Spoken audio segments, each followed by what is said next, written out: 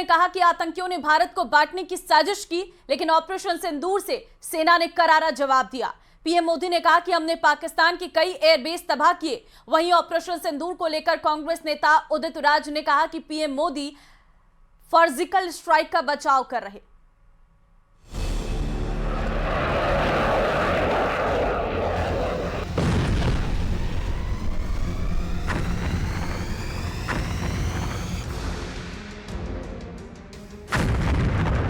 PM Modi ने एक बार फिर पाकिस्तान को कड़ी चेतावनी दी है। पीएम मोदी ने कहा है कि अगर आतंकी हमला हुआ तो दुश्मन को कीमत चुकानी पड़ेगी।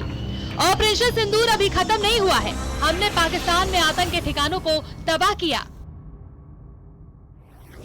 आपका जो गुस्सा था उसको मैं भली भांति समझता था। आतंकवादियों ने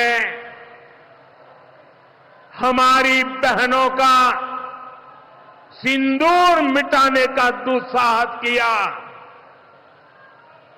हमारी सेना ने उनको सिंदूर की शक्ति का एहसास करा दिया। पीएम मोदी ने कहा कि पाकिस्तान को हमने 3 बार घर में घुसकर मारा है। पाकिस्तान समझ ले, 3 बार घर में घुस करके मारा है तुम्हें। पाकिस्तान समझ ले, 3 बार घर में घुस करके मारा है। ऑपरेशन सिंदूर को लेकर कांग्रेस नेता उदित राज का विवादित बयान सामने आया। उदित राज ने कहा कि पीएम मोदी सर्जिकल स्ट्राइक का बचाव कर रहे हैं। मैं अपना सेक्रीफाइस करने को तैयार हूं, तो लेकिन जिस पार्टी में हूं उस पार्टी के साथ मैं नहीं खड़ा रहूंगा, एक कांग्रेसी नहीं खड़ा होगा। उस पार्टी को आप लहूलुहान कर रहे हैं कि उन्होंने कुछ किया नहीं है। ये फर्जी मोदी जी का फर्जी सर्जिकल स्ट्राइक। पीएम मोदी ने पाकिस्तान पर करारा प्रहार कर कहा कि सेना ने पाकिस्तान के आतंकी ठिकानों को तबाह किया। आतंकियों ने भारत को बांटने की साजिश की। पाक ने बौखलाकर हमारे नागरिकों पर हमला किया, लेकिन ऑपरेशन सिंदूर से सेना ने करारा जवाब दिया। न्यूज़ 18 के लिए ब्यूरो रिपोर्ट।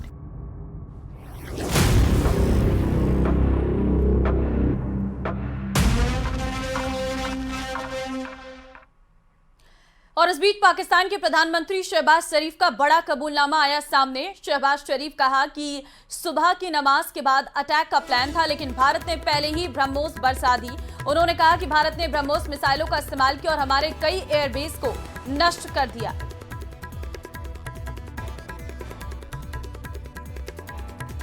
तो देखिए, पाक के प्रधानमंत्री की तरफ से ये बड़ा कबूलनामा यहां पर किया गया है।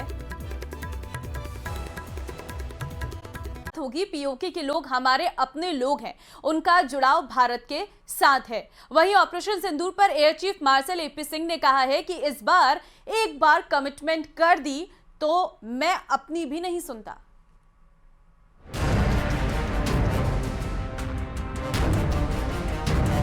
पाकिस्तान पर रक्षा मंत्री राजनाथ सिंह ने बड़ा हमला बोला है। राजनाथ सिंह ने कहा कि अब पाकिस्तान से सिर्फ पीओके पर बात होगी, पाकिस्तान से आतंकवाद के मुद्दे पर बात होगी। पीओके के लोग हमारे अपने लोग हैं। पाक ऑक्युपाइड कश्मीर के लोग वो हमारे अपने हैं, हमारे परिवार का हिस्सा हैं। हम नरेंद्र मोदी जी के एक भारत श्रेष्ठ भारत के संकल्प के लिए पूरी तरह से प्रतिबद्ध हैं और हमें यह पूर्ण विश्वास है कि हमारे वो भाई जो आज हमसे भौगोलिक और राजनीतिक रूप से अलग हैं, वो भी अपने स्वाभिमान, आत्मा की आवाज और स्वेच्छा से भारत की मुख्य धारा में कभी न कभी जरूर वापस लौटेंगे। राजनाथ ने कहा कि वो जानते हैं कि पीओके के लोग भारत के साथ जुड़ाव महसूस करते हैं। मैं जानता हूं वहां के अधिकांश लोग भारत के साथ एक जुड़ाव महसूस करते हैं। बड़ी संख्या है, कुछ गिने चुने ही हैं जिन्हें भटकाया गया है, गुमराह किया गया है। वहीं ऑपरेशन सिंदूर पर air chief marshal AP Singh का बयान भी सामने आया। उन्होंने कहा कि प्राण जाए पर वचन न जाए। एक बार कमिटमेंट कर दी तो मैं अपनी भी नहीं सुनता। ये युद्ध पूरे देश ने जीता है। I think that is something that we have to do. That एक बार ही जो हमने कमिट किया है, फिर मैं अपने आप की भी नहीं सुनता, है ना, वो वाले। ऑपरेशन सिंदूर की कामयाबी के बाद भारत लगातार पाकिस्तान के चेहरे से नकाब हटाकर आतंक का चेहरा दिखाने में जुटा है। अंतर्राष्ट्रीय स्तर पर भी भारतीय सांसदों का दल पाकिस्तान की पोल खोल रहा है। न्यूज़ 18 के लिए ब्यूरो रिपोर्ट। ऑपरेशन सिंदूर की सफलता के बाद पहली बार गृह मंत्री अमित शाह जम्मू कश्मीर के दौरे पर हैं और आज गृह मंत्री अमित शाह पुंछ जाएंगे, जहां वो सुबह 11:30 बजे पाकिस्तानी गोलीबारी से प्रभावित लोगों से मिलेंगे। इसके साथ ही पाकिस्तान की गोलीबारी में मारे गए लोगों के परिजनों से मिलकर वो नियुक्ति पत्र भी देंगे। यही नहीं, गृह मंत्री अमित शाह उस सिंह सभा गुरुद्वारे भी जाएंगे। पुंछ में पाकिस्तान ने 6 और 7 मई की दरमियानी रात सिंह सभा गुरुद्वारे को निशाना बनाया था। अमित शाह का ये दौरा काफी अहम माना जा रहा है, इसलिए पुंछ में चप्पे चप्पे पर सुरक्षा भी बढ़ा दी गई है।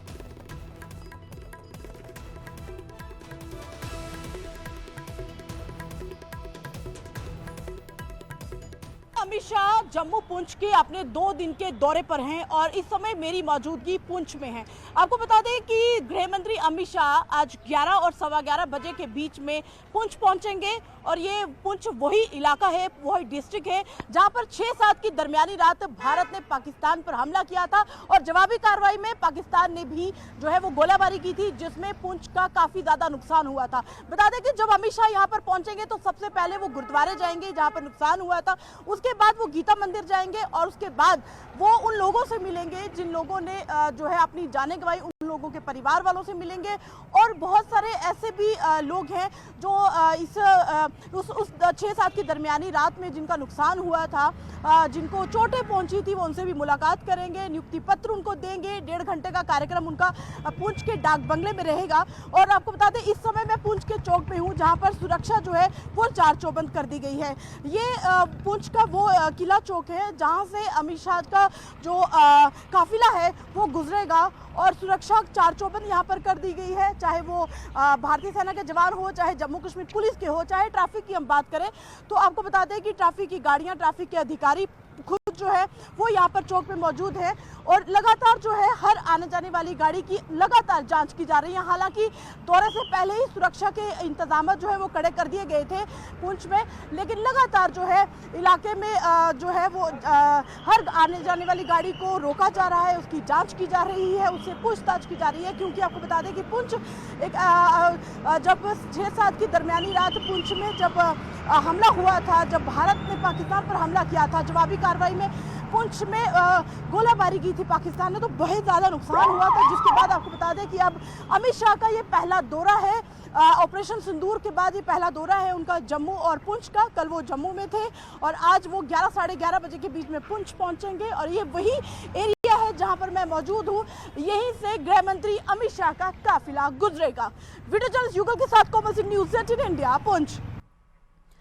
3 जुलाई से शुरू हो रही अमरनाथ यात्रा के लिए गृह मंत्री अमित शाह ने सुरक्षा एजेंसियों को सतर्क रहने के निर्देश दिए हैं। अमित शाह ने कहा है कि केंद्र और राज्य अमरनाथ यात्रियों को हर सुविधा देंगे। अमित शाह ने अमरनाथ यात्रा की तैयारियों की समीक्षा के लिए अफसरों के साथ बैठक भी की है।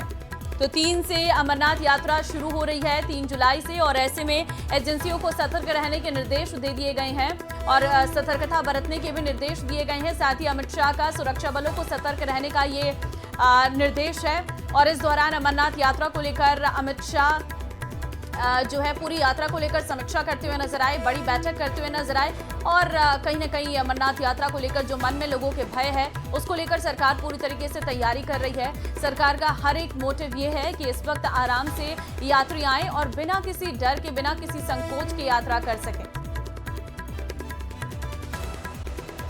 दहशत फैला चुका है।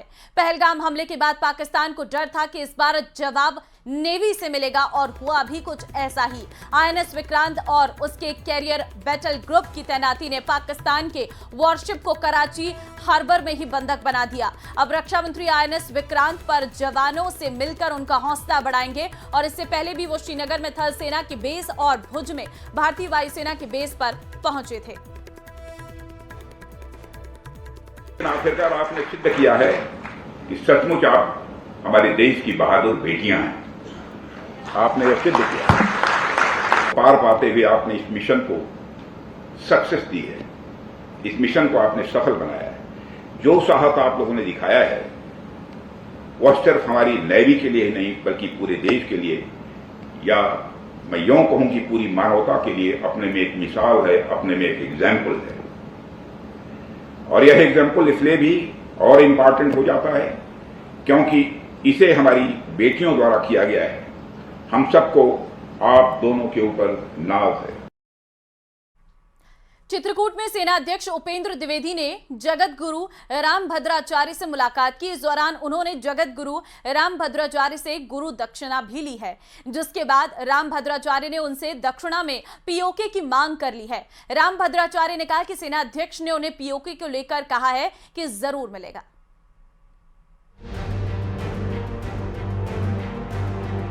चित्रकूट में सेना प्रमुख जनरल उपेंद्र द्विवेदी ने जगत गुरु रामभद्राचार्य से मुलाकात की। इस दौरान जगत गुरु ने न सिर्फ उन्हें वैदिक मंत्रों की दीक्षा दी, बल्कि दक्षिणा में प्रतीकात्मक रूप से पाकिस्तान अधिकृत कश्मीर की मांग कर डाली। उन्होंने कहा कि पाकिस्तान को कोई संदेश देने की जरूरत नहीं, वो नक्शे से मिटने वाला देश है। जगत गुरु रामभद्राचार्य ने कहा कि सेनाध्यक्ष ने पीओके को लेकर कहा कि जरूर मिलेगा। बहुत अच्छी हुई। उन्होंने मुझसे वही उसी मंत्र की दीक्षा ली जो मंत्र सीता जी ने हनुमान जी को लंका के विजय के लिए दिया था। मैंने उनसे पीओके की दक्षिणा मांगी कि पाक अधिकृत कश्मीर हमें मिलना चाहिए। उन्होंने कहा निश्चित मिलेगी आपको दक्षिणा, और सब बहुत आनंद आया। देश पाक को कुछ संदेश क्या दूं पाक को? कुत्ते की पूंछ कभी सीधी होती क्या? उसे संदेश नहीं दूंगा। चित्रकूट में सेनाध्यक्ष उपेंद्र द्विवेदी से जगत गुरु रामभद्राचार्य ने दक्षिणा में पीओके मांगा और इस पर अब सियासत शुरू हो गई है। न्यूज 18 से बातचीत में एसपी सांसद वीरेंद्र सिंह ने कहा कि क्या रामभद्राचार्य ने सेना प्रमुख का गोत्र पूछा था? जो समाज और जाति को बांटे वो स्वामी नहीं हो सकता। स्वामी भद्राचार्य जी से मैं पूछना चाहता हूं कि उनका गोत्र पूछा जिन्होंने उनसे दीक्षा लेने के लिए गए थे, जो सैनिक के बड़े अफसर थे, उनका गोत्र उनको पूछना चाहिए। उनसे पूछना चाहिए कि वो सरजू पाणी है कि वो कानिकुब्जी ब्राह्मण है। ये सब पूछा कि नहीं पूछा? इस बात से क्या आशा है? गोत्र कहाँ पे बीच में आ गया? क्यों उनका उद्बोधन नहीं सुना था क्या कि ये नीच ब्राह्मण है, ये उच्च ब्राह्मण है? तो कैसे उन्होंने दीक्षा दे दी? तो स्वामी रामभद्राचार्य जी के विचारों से आप सहमत नहीं हैं? देखिए, जो समाज को बांटे, जो जाति को बांटे, वो कभी स्वामी हो ही नहीं सकता। जगत गुरु ने कहा कि उन्होंने सेनाध्यक्ष से गुरु दक्षिणा के तौर पर पीओके मांगा है, जिसे देने का वादा भी उन्होंने किया है। ये मुलाकात ऐसे वक्त में हुई है जब केंद्र सरकार और सेना पीओके को लेकर लगातार सख्त रुख अपनाए हुए है। वहीं इस पर सियासी वार पलटवार भी जारी है। न्यूज 18 के लिए ब्यूरो रिपोर्ट।